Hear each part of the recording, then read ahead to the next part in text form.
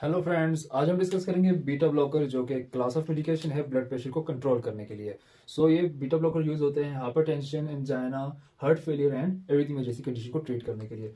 Beta blockers को हम एक और नाम से जानते हैं जो कि है beta adrenergic antagonist which cancel the effect of adrenergic agonist, which is adrenaline and noradrenalines. Okay, so adrenaline and noradrenalines is a neurotransmitter which release during fight and flight mood जब आप इमरजेंसी कंडीशंस में होते हो। Okay, तो उस condition में आप emergency condition में आपका ब्लड प्रेशर क्या होता है, इंक्रीज हो जाता है, क्योंकि जो बीटा वो एड्रेनालिन नॉर एड्रेनालिन बीटा 1 पे ऊपर एक्ट करके आपके हार्ट रेट को क्या करती हैं, इंक्रीज करवाती हैं, एंड बीटा 2 पे एक्ट करके आपकी जो ब्रोंकियोल्स को क्या करती हैं, डायलेट करवाती हैं। और बीटा ब्लॉकर्स क्या करते हैं, वो जो हमारे पास एड्रीनलिन जो नॉर एड्रीनलिन है तो उनको ब्लॉक करवाते हैं। ओके, उनकी ब्रेक डाउन करवाते हैं।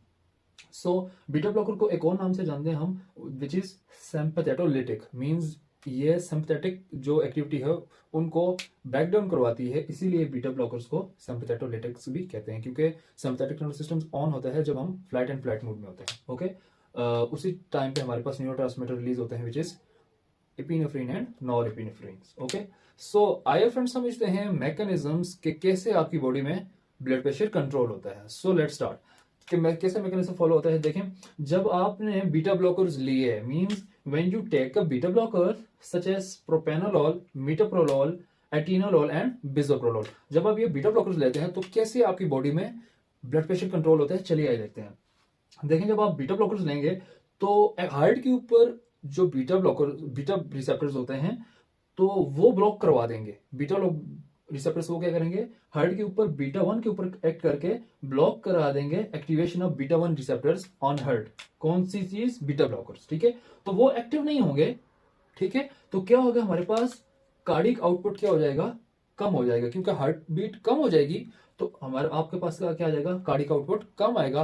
कार्डिक आउटपुट अगर डिक्रीज हो जाएगा तो हमारे पास ब्लड प्रेशर अल्टीमेटली डिक्रीज हो जाएगा। ओके, क्योंकि बीटा जो हार्ट रेट को इंक्रीज करवा रहा था बीटा रिसेप्टर्स, मीन जब वो बीटा एक्टिवेट हो रहे थे, बीटा रिसेप्टर जब एक्टिवेट होते हैं तो हार्ट रेट इंक्रीज होती है, लेकिन आपने उसको ब्लॉक करवा दिया, हार्ट रेट डिक्रीज हुई, कार्डिक आउटपुट डिक्रीज हुआ एंड ब्लड प्रेशर आपका डिक्रीज हो गया या कंट्रोल हो गया। ओके, वही बीटा ब्लॉकर्स जब किडनी के ऊपर बीटा 1 रिसेप्टर के ऊपर एक्ट करके बीटा 1 को अगर जब ब्लॉक करवाते हैं तो तब क्या होता है, तब हमारे पास किडनी से रेनिन रिलीज नहीं होता। तो रेनिन का क्या काम है, रेनिन क्या करता है, एंजियोटेंसिनोजेन को एंजियोटेंसिन 1 में कन्वर्ट करता है। ठीक है, तो देन हमारे पास एंजियोटेंसिन कन्वर्टिंग एंजाइम्स एसीई क्या करते हैं, हमारे पास एंजियोटेंसिन 1 को 2 में कन्वर्ट करते हैं। ओके, क्या करते हैं, हमारे पास एंजियोटेंसिन कन्वर्टिंग एंजाइम्स हमारे पास क्या करते हैं, एंजियोटेंसिन 1 को एंजियोटेंसिन 2 में कन्वर्ट करते हैं। तो एंजियोटेंसिन जब 2 में कन्वर्ट हो जाता है, वो क्या रिलीज करता है, किडनी से क्या रिलीज करवाता है, एल्डोस्टेरोन्स को। ठीक है, और एल्डोस्टेरोन क्या रिलीज करवाता है, सोडियम और वाटर की रिटेंशन। ठीक है, तो हमारे पास क्या होगा, देखें, जब आपके पास बीटा वो ब्लॉकर्स ब्लॉक हो गए, ठीक है, किडनी के ऊपर बीटा ब्लॉकर्स बीटा रिसेप्टर जो क्या हो गए, वो ब्लॉक हो गए, तो आपके पास रेनिन प्रोड्यूस नहीं होगा। रेनिन प्रोड्यूस नहीं हुआ तो आपके पास एंजियोटेंसिन 2 नहीं बनेगा। एंजियोटेंसिन अगर 2 नहीं बनता तो आपके पास किडनी से एल्डोस्टेरोन रिलीज नहीं होगा, जो क्या करवाता है, एल्डोस्टेरोन क्या करवाता है, सोडियम की रीअब्जॉर्प्शन। अगर सोडियम रीअब्जॉर्ब हो गया और रहा है तो आपके पास वाटर भी रीअब्जॉर्ब होगा, क्योंकि ये वाटर और सोडियम और वाटर एक दूसरे के संग चलते हैं। मींस जहां जहां वाटर जाएगा वहां पर सोडियम जाएगा। ओके, तो सोडियम अगर रीअब्जॉर्ब हो रहा है तो वाटर भी रीअब्जॉर्ब होगा, लेकिन आपने एंजियोटेंसिन बनने ही नहीं दिया क्योंकि आपने बीटा ब्लॉकर्स दे दिए, बीटा का फंक्शन को आपने ब्लॉक करा दिया। तो बीटा अगर ब्लॉक हो रहा है तो एंजियोटेंसिन 2 नहीं बन रहा, एल्डोस्टेरोन किडनी से रिलीज नहीं हो रहा, और वो किसकी, सोडियम और वाटर की रिटेंशन नहीं करवा रहा। देखो, आपकी बॉडी में अगर वाटर रिटेन हो गया तो आपका ब्लड वॉल्यूम क्या होगा, इंक्रीज होगा ना। लेकिन अगर वो सोडियम और वाटर रीअब्सॉर्ब भी नहीं हो गए, वो एक्सक्रीट हो रहे थे, हुए जा रहे हैं, तो आपके पास ब्लड वॉल्यूम क्या होगा, आपके पास डिक्रीज हो जाएगा। ठीक है, ब्लड वॉल्यूम डिक्रीज तो blood pressure decrease. Okay, so it is so easy. ठीक है, तो आप इसको रिमेंबर रखना इंशाल्लाह। अब हम इसका डिस्कस करते हैं थेराप्यूटिक यूजेस, मींस आप बीटा ब्लॉकर ले रहे हो तो उसका आपका फायदा क्या है। एक तो हमें इसको hypertension means high blood pressure को कंट्रोल करने के लिए यूज करते हैं। दूसरा इसका फंक्शन है हमारे पास angina. So students, so friends समझ लेते हैं एंजाइना क्या है। Angina is a chest pain. देखें, आपके पास जब आप रनिंग करते हो, ठीक है, तो आपकी टांगों में क्या होता है, लैक्टिक एसिड प्रोड्यूस होता है, जिसकी वजह से आपके पास क्या होता है, लैक्टिक एसिड प्रोड्यूस होने की वजह से आपके पास क्या होता है, स्पेन होना स्टार्ट होना शुरू हो जाता है। क्यों? क्योंकि आपके पास ऑक्सीजन कम हो जाती है, और लैक्टिक एसिड, जब ऑक्सीजन कम होगी तो एनारोबिक प्रोसेस स्टार्ट होगा। एनारोबिक प्रोसेस स्टार्ट हुआ तो आपके पास लैक्टिक एसिड बनेगा, जिसकी वजह से आपके पास पेन होना स्टार्ट हो जाएगा। ठीक है, तो एंजाइना भी क्या है, एक चेस्ट पेन है। अब चेस्ट पेन कैसा होता है, देखें, आपके पास ये कोरोनरी आर्टरी है, मान लीजिए कोरोनरी आर्टरी है, आपके पास यहां पर होगी आपके पास ब्लॉकेज, सही है। आपके पास यहां पर ब्लॉकेज हुई तो आगे जो टिश्यू है उसको तो नहीं पता ब्लॉकेज हुई है, वो तो कहेगा मुझे अपना ब्लड पूरा, मुझे तो ऑक्सीजन पूरी चाहिए, मैंने तो अपना प्रोसेस स्टार्ट करने है, ब्रेक डाउन करनी है ऑक्सीजन के थ्रू मैंने ब्रेक डाउन करनी है बाकी मॉलिक्यूल्स की, लेकिन उसे तो नहीं पता। लेकिन वो क्या करता है, वो कह रहा है कि यार मेरी जो ऑक्सीजन की डिमांड है वो ज्यादा है। ठीक है, एंजाइना में क्या होता है, ऑक्सीजन की डिमांड ज्यादा हो जाती है, लेकिन आपके पीछे, लेकिन जो सप्लाई है ऑक्सीजन की वो क्या होती है, हमारे पास कम हो जाती है, क्योंकि आपके पास ब्लॉकेज आ रही है कोरोनरी आर्टरी में। ठीक है, तो आपकी जो ऑक्सीजन की सप्लाई तो हो रही है, लेकिन आप उसको क्या नाम है, ऑक्सीजन तो सप्लाई नहीं कर पा रहे, तो आगे से टिश्यू क्या करता है, वो एनारोबिक प्रोसेस स्टार्ट करना शुरू कर देता है, जिसकी वजह से हमारे पास लैक्टिक एसिड बनता है।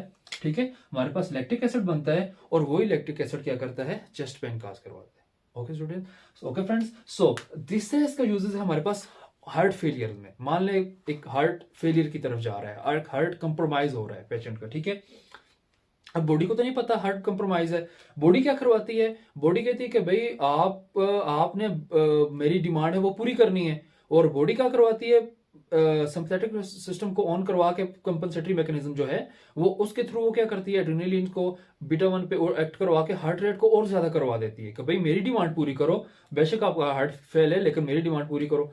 लेकिन उससे नुकसान क्या होगा, आपने मतलब वो जो बॉडी ने एड्रेनलिन प्रोड्यूस करवा के हार्ट का काम और ज्यादा करवा दिया, तो उससे क्या होगा, हार्ट और फेलियर की तरफ जाएगा। फ्रेंड समझ में आ रही है ना बात? तो क्या होगा, एक हार्ट कंप्रोमाइज हार्ट को सिंपैथेटिक नर्वस सिस्टम ऑन करवा के बॉडी ने सिंपैथेटिक नर्वस सिस्टम ऑन करवाया, जिसकी वजह से हार्ट रेट और ज्यादा इंक्रीज होगी। ठीक है, तो हार्ट क्या होगा, और कंप्रोमाइज होगा। इस वजह से हम क्या करते हैं, बीटा ब्लॉकर्स देते हैं, ताकि हमारे पास जो हार्ट फेलियर है वो ज्यादा कंप्रोमाइज ना हो। ओके, सो चौथा इसका यूजेस है माइकार्डियल इन्फेक्शंस में, जो कि जो टिश्यू की डेथ होती है उसे कहते हैं। एंड पांचवें इसका arrhythmia, means irregular heart beat, जैसा कि आपकी हार्ट बीट कभी 130 पे चली गई, कभी 90 पे आ गई, तो इरेगुलर हार्ट बीट, कोई रिदम नहीं है हार्ट रेट का। ओके, सो हमें अभी इसके समझते हैं एडवर्स इफेक्ट। ठीक है, कि इसके एडवर्स इफेक्ट क्या आते हैं, देखें, एक तो ये कि हाइपरटेंशन के लिए यूज होती है, ब्लड प्रेशर को हाइपरटेंशन के लिए, सॉरी हाइपरटेंशन के लिए यूज होती है। जो अब जब आपने बीटा ब्लॉकर्स ये वाले आपने अगर ज्यादा डोज में ले लिए, ठीक है, तो क्या होगा, आपके पास हाइपरटेंशन की जगह आपको हाइपोटेंशन मीन आपका ब्लड प्रेशर ज्यादा लो होना स्टार्ट हो जाएगा। ओके, एक तो नॉर्मल करना तो ठीक बात है, लेकिन आपने ज्यादा स्ट्रेंथ ली, आपने बिल्कुल ही लो हो गया, तो जिसे कहते हैं हाइपोटेंशन। ठीक है, दूसरा इसका है एडवर्स इफेक्ट क्या है, एस्थमा के अंदर। देखें, जब भी बीटा ब्लॉकर्स बीटा 2 पे एक्ट करेंगे तो वो ब्रोंको की कंस्ट्रिक्शंस करेंगे, क्योंकि जब आपने एड्रेनलिन क्या करवाना था, बीटा को स्टिमुलेट करवा के उसके फंक्शन को ज्यादा करवा के ब्रोंक्यूल्स को डायलेट करवाना था, लेकिन आपने बीटा ब्लॉकर्स दे दिए, तो आपने उसका रिवर्स इफेक्ट क्या आएगा, एस्थमा डेवलप हो जाएगा। ठीक है, सो फ्रेंड्स, ये इस बात को प्लीज ध्यान से रखना, आपके अगर घर में कोई भी अगर पेशेंट है एस्थमा का, तो आपने उसे बीटा ब्लॉकर से अवॉइड करवाना है। ओके, सो तीसरा है हमारे पास हाइपोग्लाइसीमिया। देखिए, हाइपोग्लाइसीमिया मीन ग्लूकोज का कम हो जाना। ठीक है, तो डायबिटिक पेशेंट में आपने ये ध्यान रखना है कि बीटा ब्लॉकर्स कौन सा आपने चूज करना है। ओके, क्यों, देखें, जब आपको अब हो क्या रहा था, क्योंकि इन्होंने ये किलर हैं, किसके किलर हैं, बीटा ब्लॉकर किलर हैं, किसके, एड्रेनलिन नॉरएड्रेनलिन, जो कि इमरजेंसी में प्रोड्यूस हो रहे थे।